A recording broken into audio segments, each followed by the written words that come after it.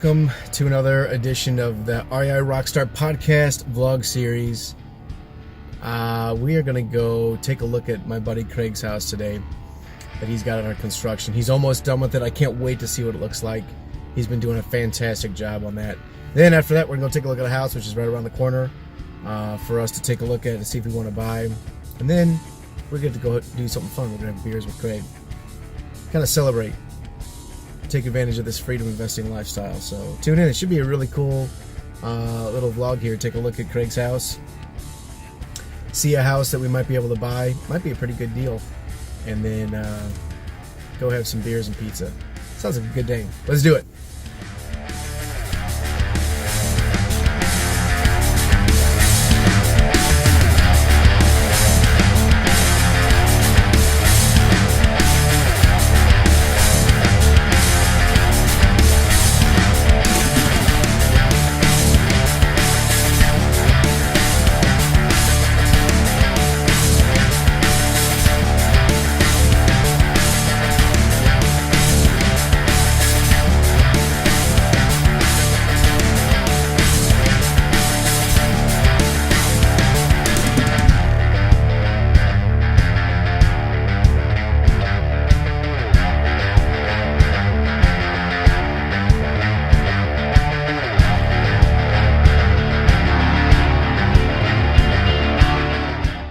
Alright, walking up on Craig's rehab here. This is over in Terra Grove South. This is an amazing little two-family conversion that he did.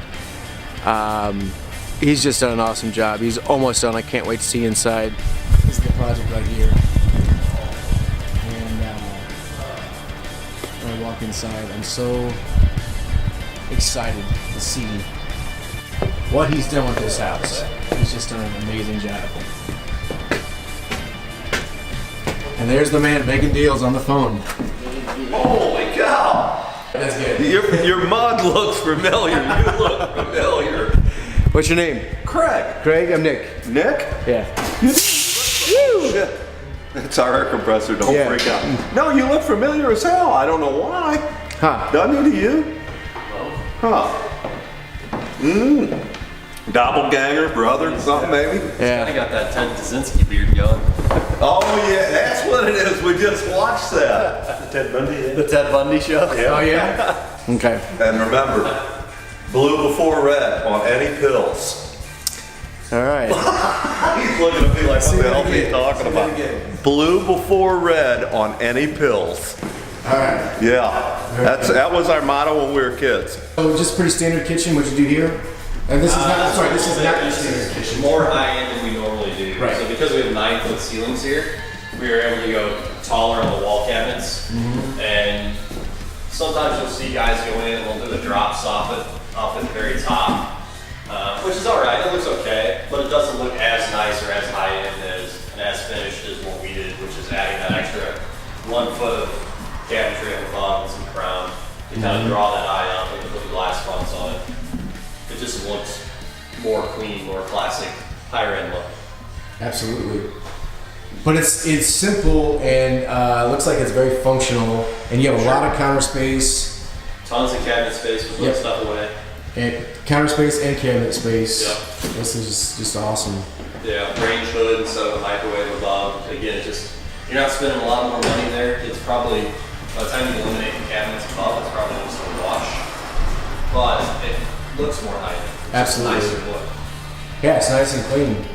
So, and I love the 5-panel doors too. Those are nice. Sure. Yeah, that's kind of throwing back with the millwork to what would have originally been in the house. It's obviously not a reproduction and it's not what was here, but you're staying somewhat consistent along the lines of what you would have seen. You wouldn't have seen the white painted trim. That's more of a, this time period. People are looking for that. You would have seen more of a stained and original, probably a pine, is what we would have had in this house. Cool. But it looks nice, and we like it.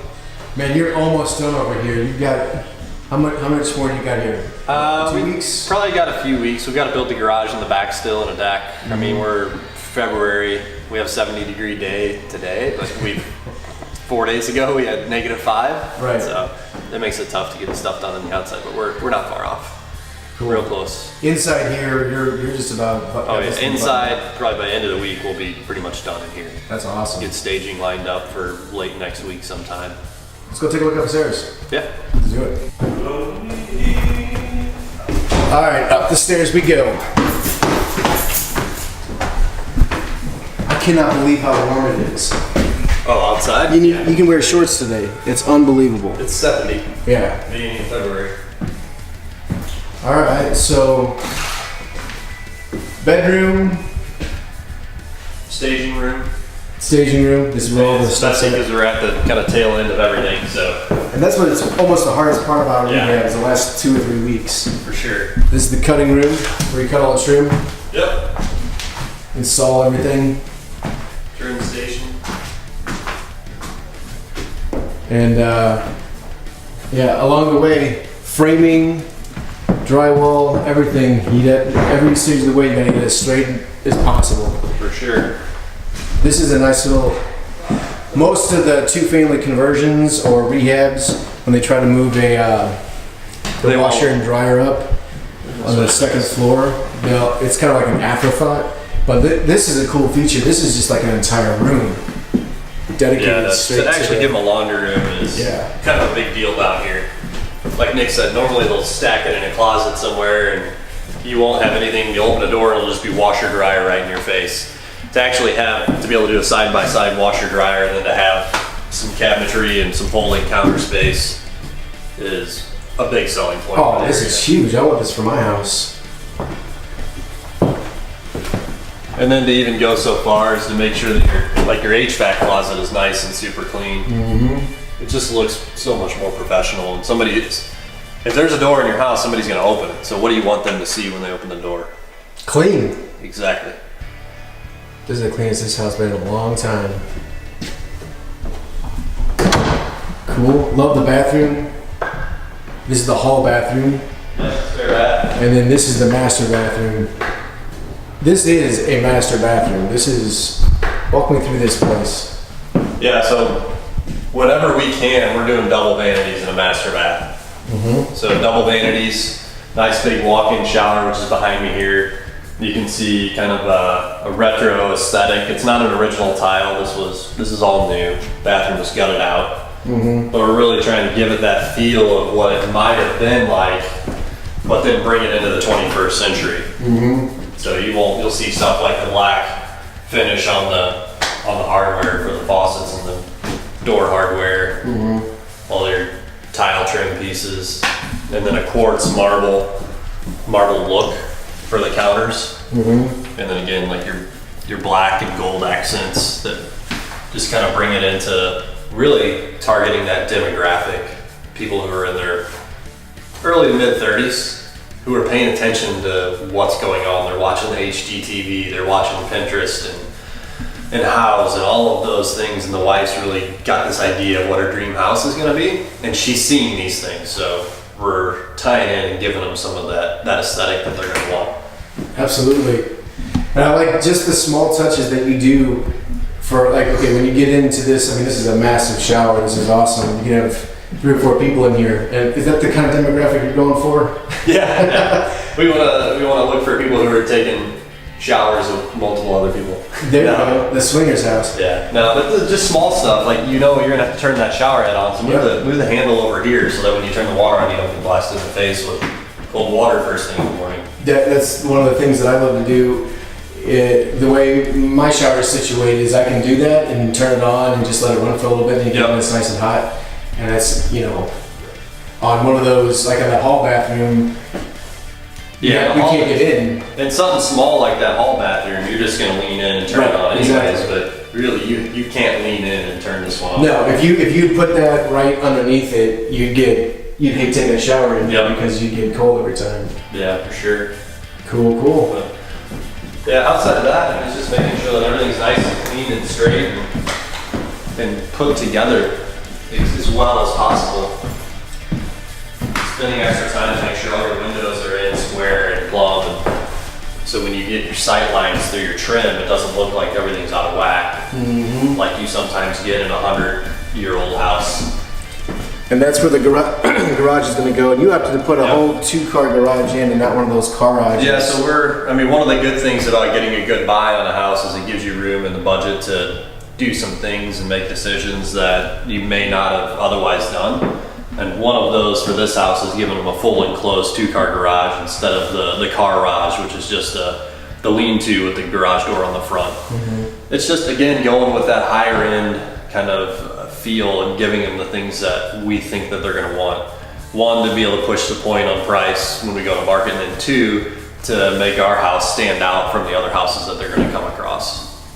Cool. Well, this is not your first rodeo, and it absolutely shows, man. You've done a fantastic job over here. Thank you. Just seriously, you've done a stellar job. Just all the things that I like about your rehabs are the small details that don't cost very much money, but that you really think about to really put something together that makes it all come together in the end. And, you do enough, you come across a lot of things. You start building out your checklist of, hey, we need to remember this for the next one, and this, and it's more really, our version of rehabbing and renovating is more of an evolution than a revolution. So you start off small. This way, you're talking $185,000 plus construction budget on something like this. You're not starting off there for your first rehab. I wouldn't recommend that you start off there for your first rehab. Start off on something small that's in that $20,000, $30,000, $40,000 range.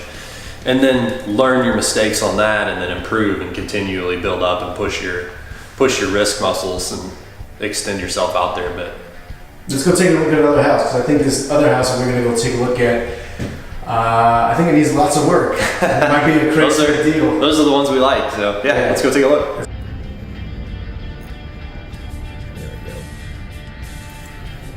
All right, so this place we're gonna go take a look at now is on South Kings Highway. I got a phone call from a lady who knows that I buy houses, and she asked me to come on over and take a look at it. She's selling it for a friend, and I don't know. The comp, a couple doors down, sold for like $164 in 5 days. They went out on the market for $140,000. And they were in a multiple offer situation, and they ended up pushed up $25,000. Yeah, and it was a rehab house, but it wasn't amazing. It was just nice. Wasn't the best finishes. It was carpet on the second floor, and it's on Kings Highway, right across, catty corner from the Tiger Grove Park. So that it might have a plus, might have a minus, but I'm probably more of a minus because it's a big enough house that it probably should be worth over 2. If it wasn't there. But the good news is that sold in 5 days with multiple offers, got 25 over what they were asking. We can pick this one up for pretty cheap if we want to. It just depends on how much it's going to cost to put it back together. I looked up what the house that sold for 164-ish, what that was purchased for. That was purchased for $75,000.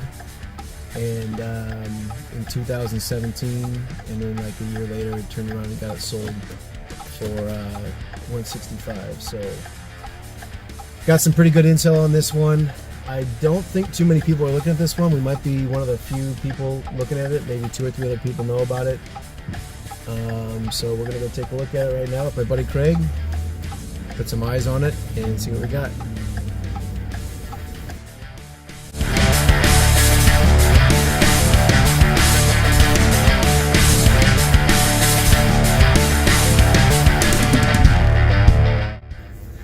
Alright, so we just went to go take a look at this place. It's close. Numbers are real close, but it's built in 1920, 1,500 square feet. And I'm going to bring the camera in because that might kind of intimidate a seller. Like, hey, can I film this? but it was, we told it needed a lot of work, but it really didn't need all that much. It wasn't awful. I mean, it didn't need walls moved.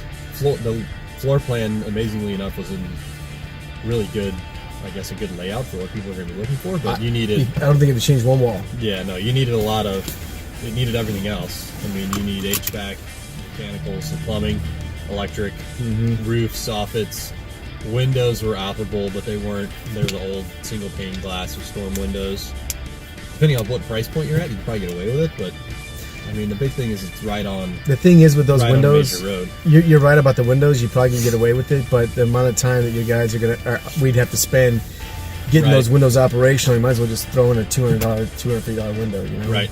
Yeah, and your buyer's going to be much happier seeing it in, and it had a lot of windows. I mean, you could have. It wouldn't be anything to have $3,000 to $5,000 worth of windows in that house. Yeah, well, because just in the front alone, I mean, up in the second floor, there's 5 windows right together. Yeah. That's $1,500 worth of windows just for that room. Yeah, for one room. So it's a cool house. The floor plan was actually, I don't think I would have changed anything. I don't even think you needed to add an extra bedroom to get the price for that comp, because the other one sold like that. Right. The problem is the seller just wants a little bit too much. We're off by a little bit. It's probably just not going to work. But you got to go to a lot of houses to be able to look at them. Well, and you still call them and you still make an offer and see what you can get out of it. Yeah. Because you don't want to not make an offer and then go back and find out that somebody bought it for less than what you would have paid. Yeah. Because I know that's happened. And that sucks. That does suck. Yeah, so we're going to make an offer. Probably not going to get accepted. It's just, I don't think it's going to work. But you got to look at a lot of houses to be able to find houses to rehab, and yeah, you do. Especially right now. You got to look at a lot. This house had a lot going for it in the sense that you didn't need to do major construction. You just needed to renovate the whole thing. The 2-car garage probably could just get by with some new siding or a new roof. But the big kicker here is you'd probably be up another $25,000, maybe even more in price if it wasn't on Kings Highway. So, yep. Off to the next one. How about we go get some beers? For sure. Let's do it. Let's go.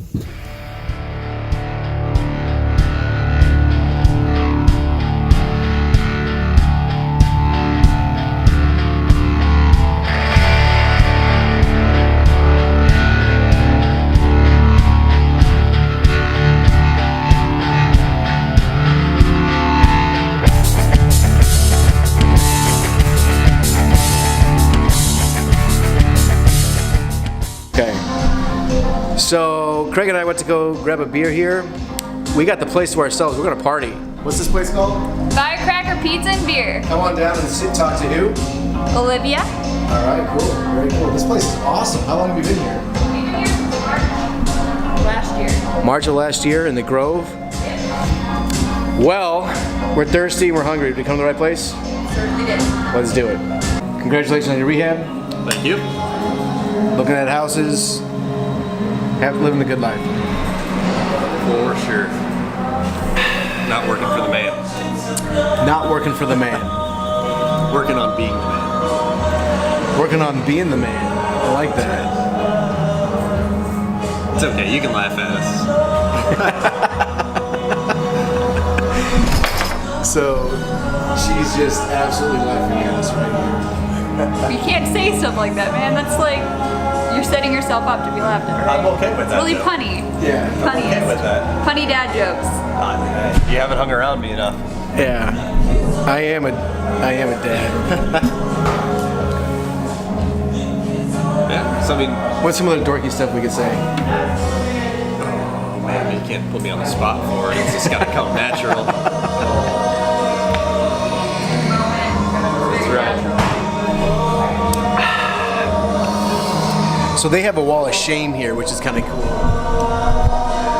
And this wall of shame is Wall of flame. I'm sorry. Not shame. Celebrating. Explain what that is. The wall of flame is essentially a wall that's dedicated to all the shit starters throughout history who in their own time challenged the norms and stood in their beliefs, be it musically or pop culture wise. They go on the wall and you can vote for them. So this wall of flame is people that basically stirred it up and said, deal with it, I'm here. And they didn't care. Kind of cool. And you can have a wall of flame submission in this box here. And they have several spots open. Do you pick one every month, or how do you do that? So currently we are on a ballot-based choosing system. So people vote for their favorite lyricists or favorite X, Y, and Z. And then 11 spots are reserved for local people. Sweet. Yeah. Alright. Wall of flame. What's the best pizza here? Godzilla, hands down. Godzilla? Alright, so we're down at Firecracker here. We got a nice, good beer. Cheers again. Living the great life. This is down in the Grove District, and this is Tower Grove Southeast, which is the previous mayor of the city, Mayor Francis Slay. For like the last 10 years, have been talking about how this is the area. He would campaign on this. This is the area that he wanted to develop and revitalize and get more action and more businesses and people and things happening on the Forest Park Southeast portion of the park and portion of the city. And fast forward several years, and this place is bumping. If you haven't been down here, there's tons of cool restaurants, nightlife, there's bars, there's a brewery, there's all kinds of new apartments going in, tons of renovations. And really, I mean, even going back, it took a long time. It took a long time, but it took, I'd say, a small handful of really dedicated local developers who knew what this could become to really start in and be those first guys to go in and start turning some buildings over.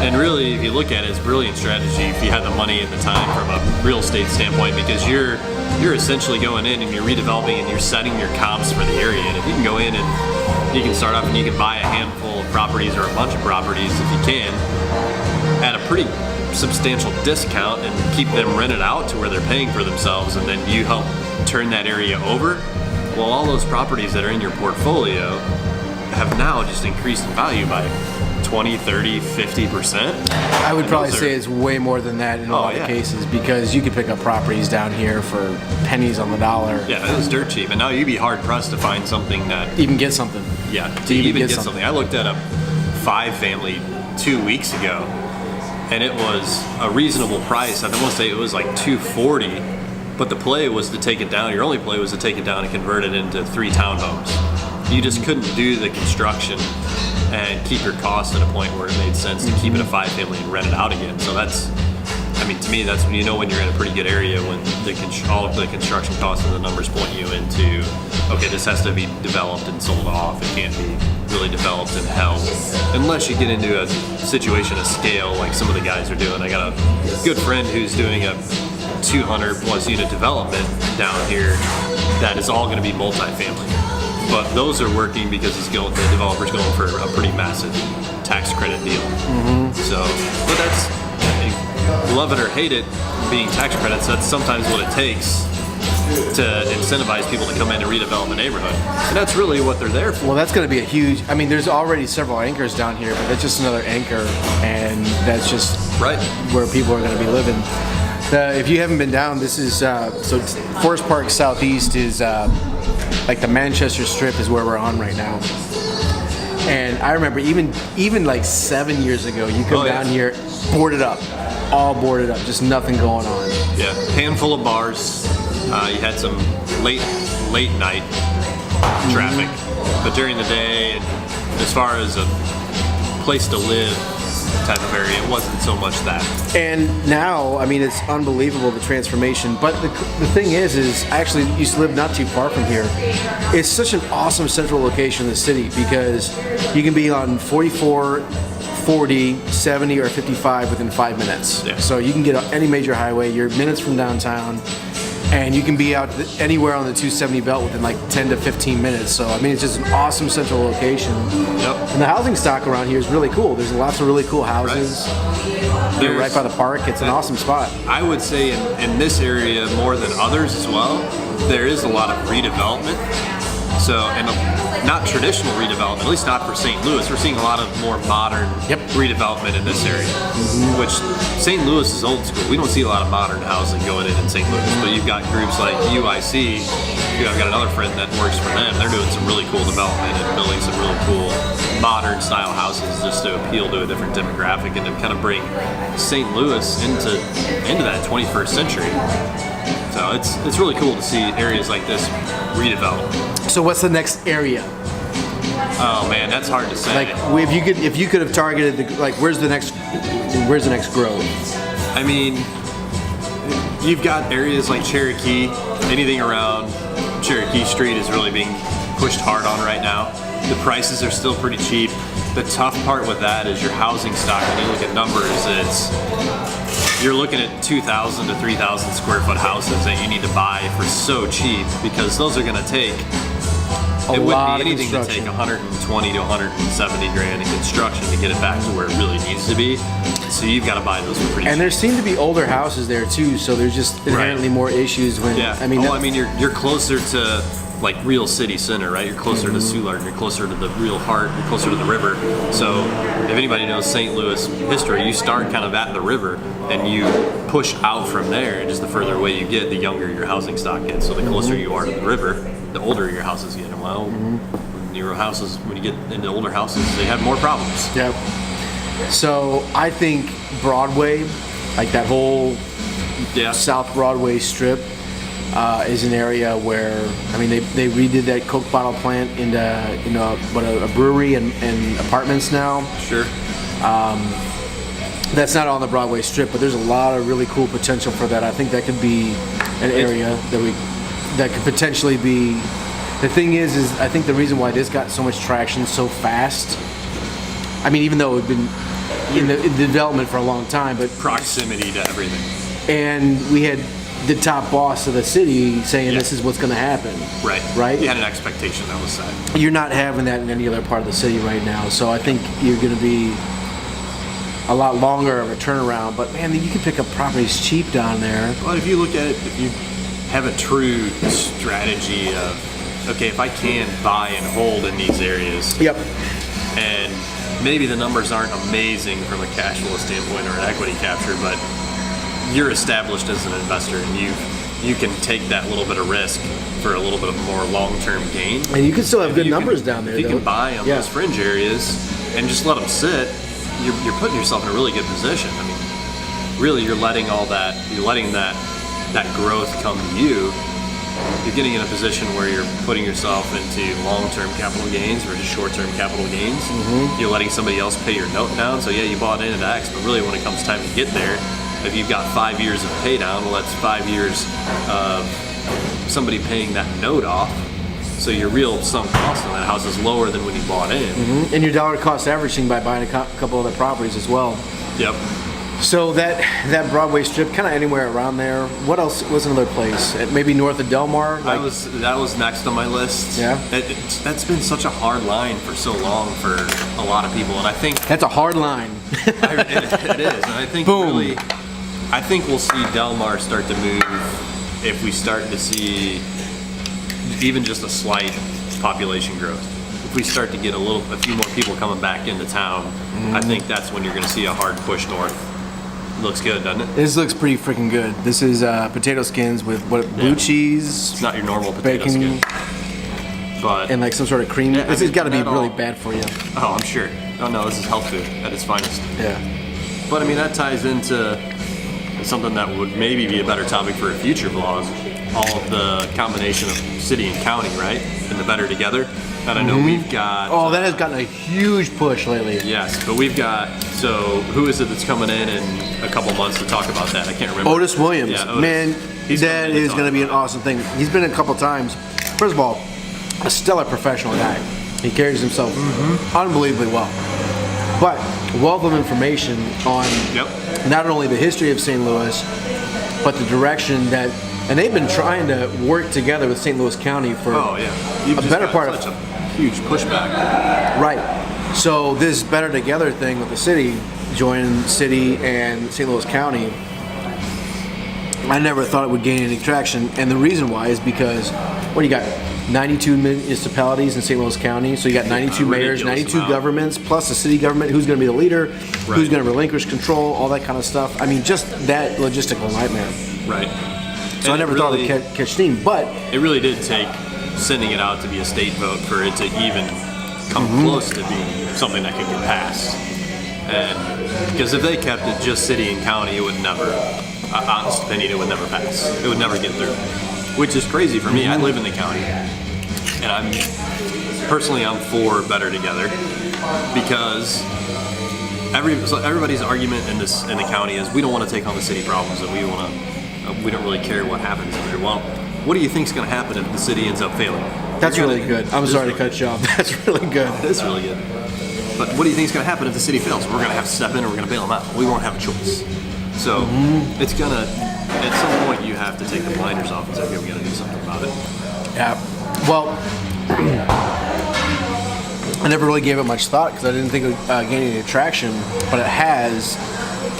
And anyway, we got Otis Williams, which is from the city planning division, the guy who's kind of in charge of like helping businesses come to St. Louis and realize St. Louis's potential and what we have to offer with our, not only our housing stock, but our workforce, and why a company would want to come to St. Louis and bring their headquarters here, or have employed 2, 3, 4, 500 people, 1,000 people.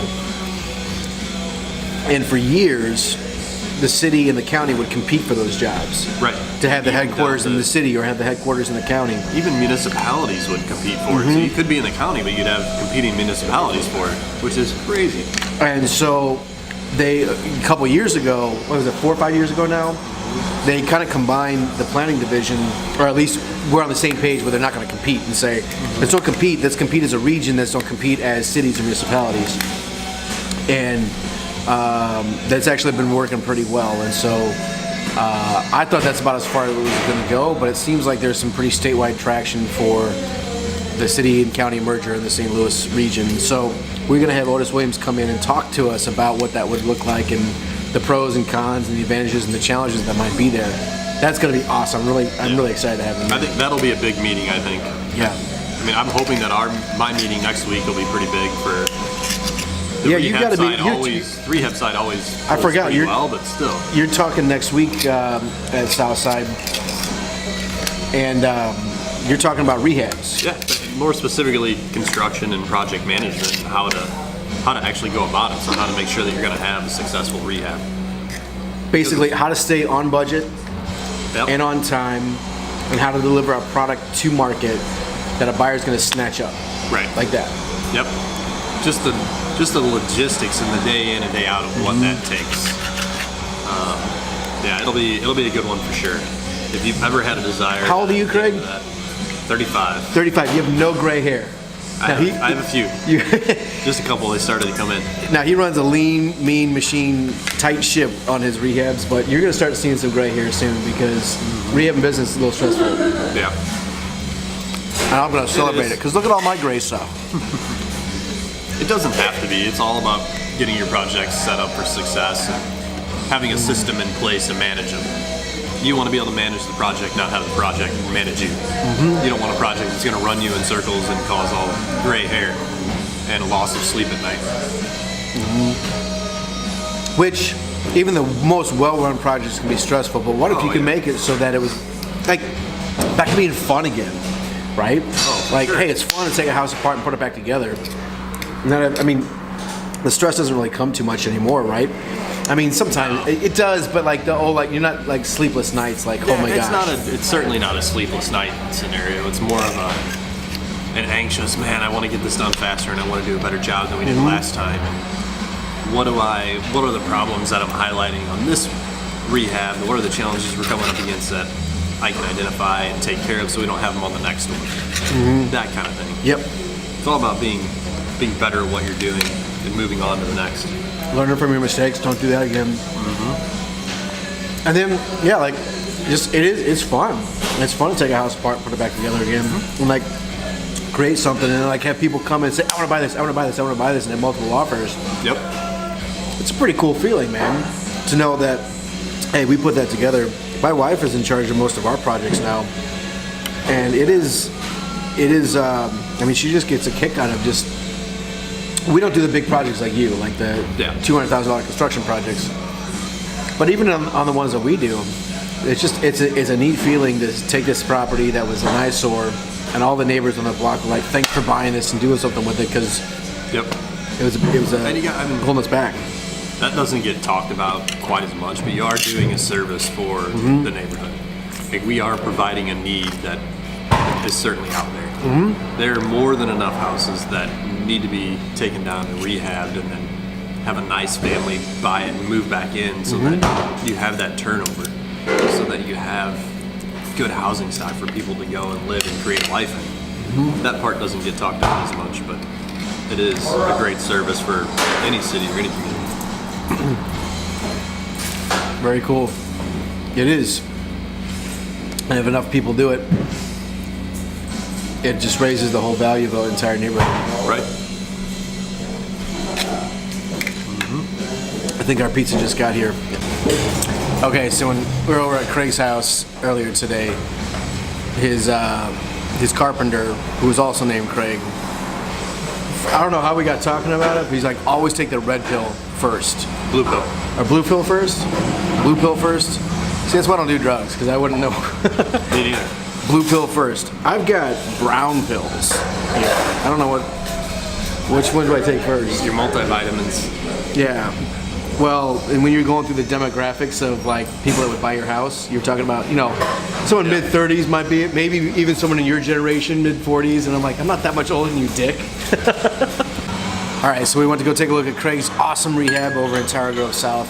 We had, and you did a great job on that, man. Thank you. I can't wait for That was a fun one for sure. Can't wait for that to totally be done. You're almost there, and it's looking awesome. And then we went to go take a look at that house on the South Kings Highway. Gonna make an offer on it.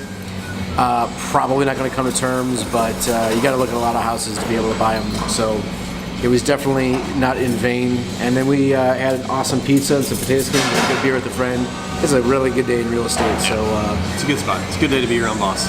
this guy is speaking at Southside February 21st, talking about how to run a rehab project and how to stay on budget and on time and not pull your hair out and deliver an awesome product to market.